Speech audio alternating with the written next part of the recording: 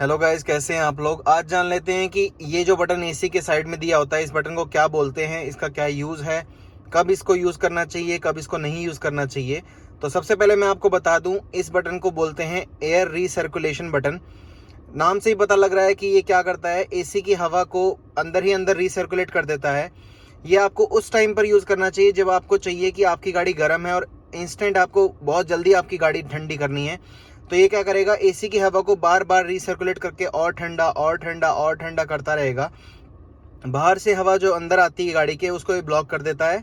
अगर आप इसे ऑन कर देते हैं तो ये वापस अंदर की हवा को ही रिसर्कुलेट करेगा, बाहर से कोई हवा अंदर नहीं आएगी।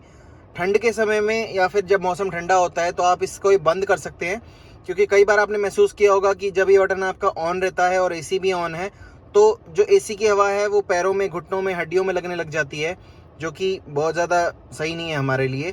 तो उस केस में आप इसको बंद कर सकते हैं। गाड़ी बाहर से हवा खींचेगी और एसी उतनी ज़्यादा कूलिंग नहीं करेगा जितनी उसको करनी चाहिए। और अगर आपको बहुत ज़्यादा कूलिंग चाहिए तो आप इसे इनेबल कर सकते हैं।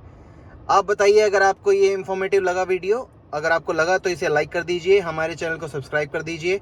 And thanks for your time. Bye.